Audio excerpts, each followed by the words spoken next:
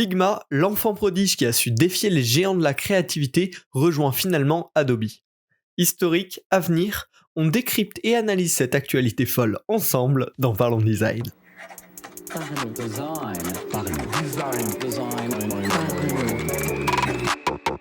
Parlons Design saison 5 est supporté par ZKKOS Theory, le site des product designers.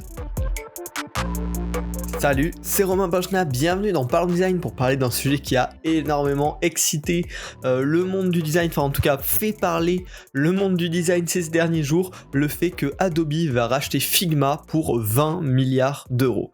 C'est une actu à laquelle on s'attendait pas vraiment, qui est un peu sortie de nulle part, qui vient tout à fait rebattre l'écart des logiciels de product design, d'interface design en tout cas. Et donc je me suis dit c'est l'occasion un peu pour parler ensemble de l'histoire de Figma, d'où ça vient, comment ça a grandi à une vitesse hallucinante. Voilà, c'était un petit peu l'occasion, et derrière d'essayer de pousser les analyses un petit peu plus loin que ce qu'on a pu voir dans beaucoup d'articles qui m'ont pas mal déçu, de se dire ok, est-ce que vous êtes pour ou est-ce que vous êtes contre Adobe qui rachète Figma. Bon, c'est bien sympa, mais je pense qu'il y a des trucs clairement plus intéressants à analyser et dans lesquels se projeter pour l'avenir. Donc voilà, je vous ai fait ma petite analyse et je vais vous partager tout ça dans Parlons Design. Alors, ce qui est intéressant déjà, si on analyse un petit peu le contexte pour vous redire très rapidement ce qui s'est passé, Adobe XD, qui était la solution d'Adobe qui venait très clairement concurrencer Figma, qui était hyper bien, en tout cas dans ses premières versions, qui a eu des grosses premières années avec beaucoup d'innovations, un très bon module notamment d'auto-animate d'un écran à l'autre qui est hyper qualitatif, plein de features qui viennent s'intégrer dans l'environnement Adobe. Ces dernières années, on voyait vraiment un ralentissement de l'évolution de ce logiciel-là, moins de mises à jour, notamment les derniers mois. Là, je crois que ça faisait depuis avril qu'il n'y avait pas eu de mise à jour. C'était assez étonnant. Adobe avait un petit peu abandonné sur ce terrain-là face à Figma qui prenait des grosses parts de marché. Et c'est suite à ça que le 15 septembre, il me semble, Adobe a annoncé racheter Figma pour 20 milliards de dollars, un montant assez historique. Et tiens, on va en profiter pour remonter l'historique, pour comprendre comment Figma a réussi à atteindre ce succès aussi rapidement. Tout bêtement, ça a été fondé en 2012 seulement, il y a tout juste 10 ans, et le produit, la V1, a été ouverte au public le 27 septembre 2016. Donc ça fait moins de 6 ans que Figma est ouvert au public, ouvert aux designers. Avant, il y avait quelques accès bêta, etc. Mais c'est tout jeune comme produit, et ce qui est fou, c'est que dans cette V1, j'ai retrouvé le changelog original sur le site de Figma.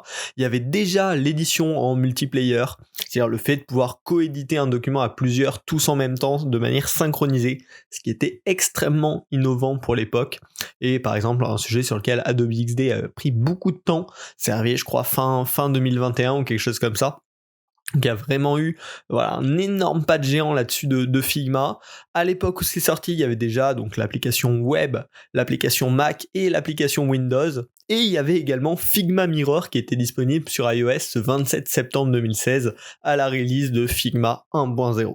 Donc ça fait 6 ans et c'est sorti avec un gros écosystème qui a bien provoqué, notamment Sketch qui était le géant de l'époque sur ce sujet-là.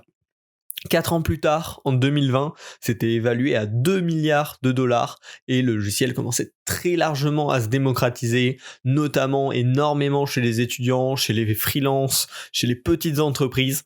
Fallait un petit peu plus de temps pour que ça arrive jusqu'aux grosses entreprises qui commençaient à s'y intéresser en 2020, mais c'était beaucoup plus rare.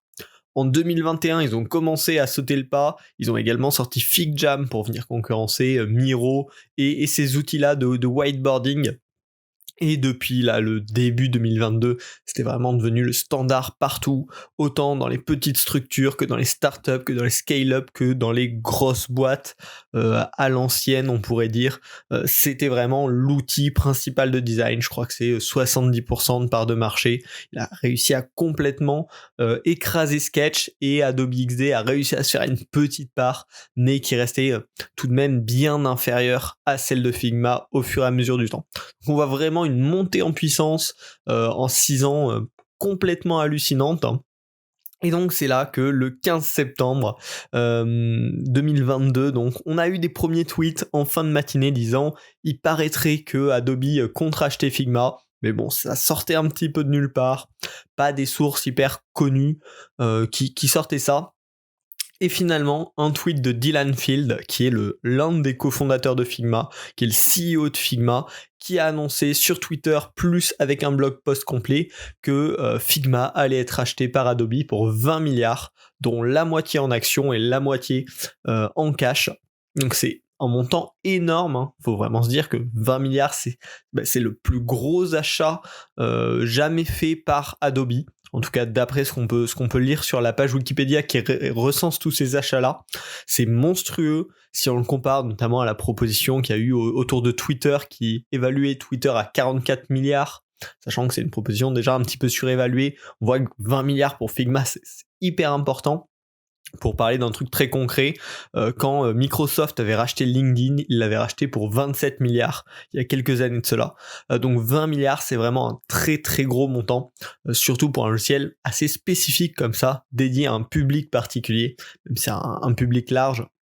Donc c'est vraiment une très grosse offre, et on voit que Figma avait réussi à s'imposer très concrètement, à faire peur, en tout cas à impressionner le géant de la créativité qu'est Adobe. Et donc les deux vont se rejoindre pour l'avenir.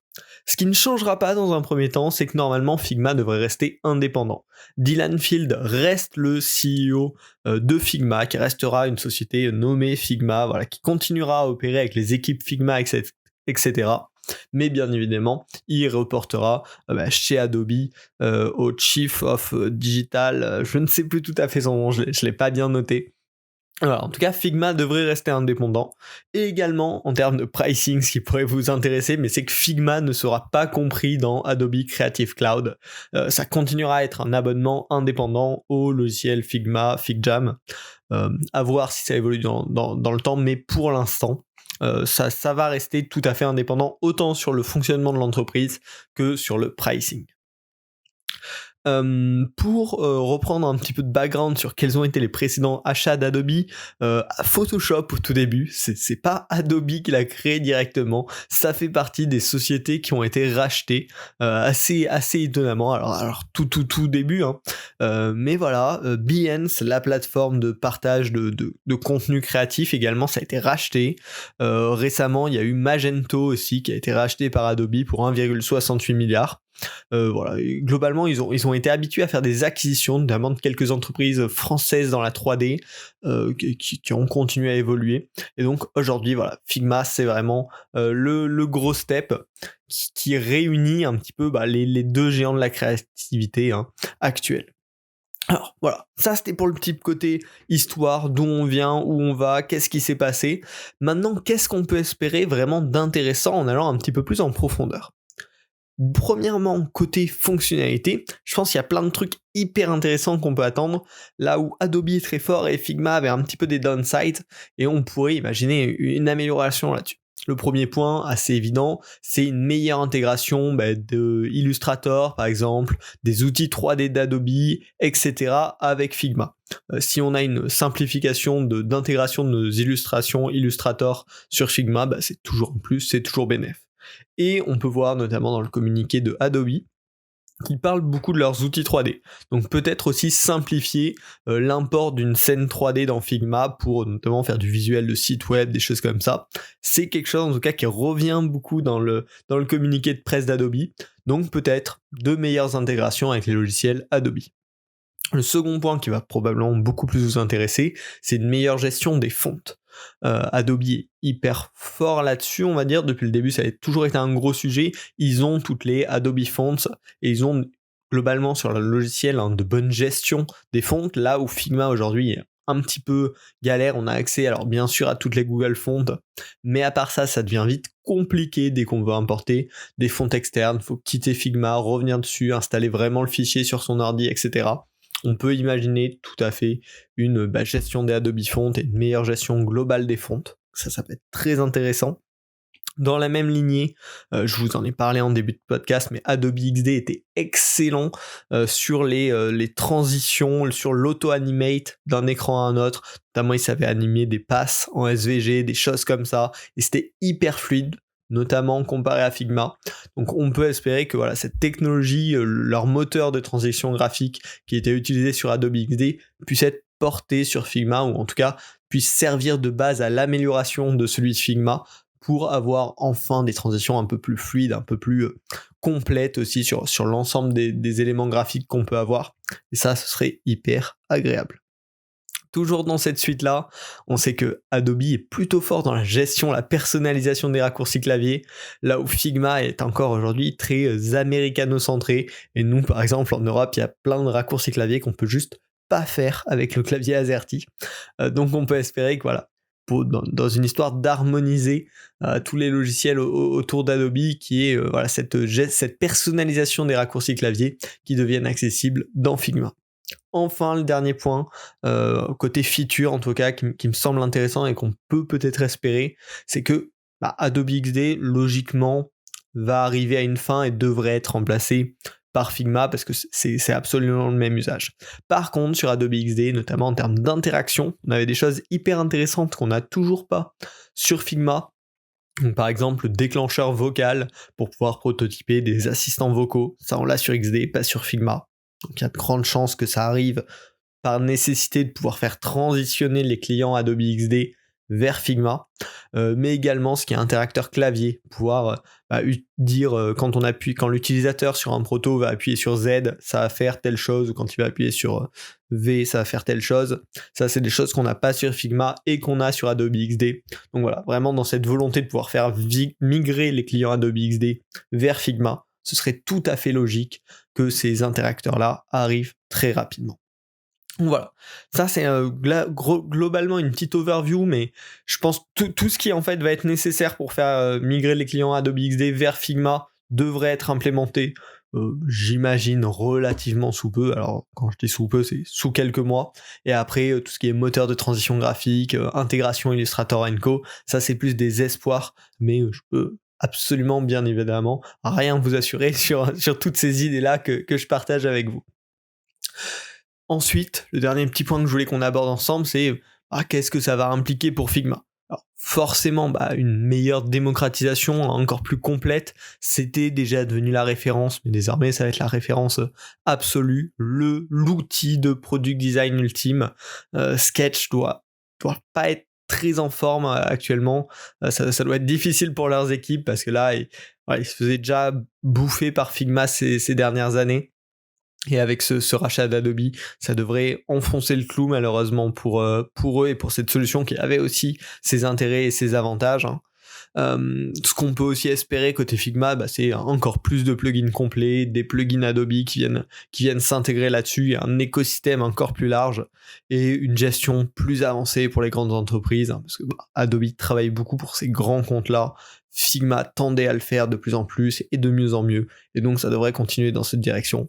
Donc je pense que voilà, ce rachat concrètement vient affirmer une bonne fois et pour toutes que Figma va être la référence absolue dans le product design pour à minima les prochaines années, et probablement un petit peu plus.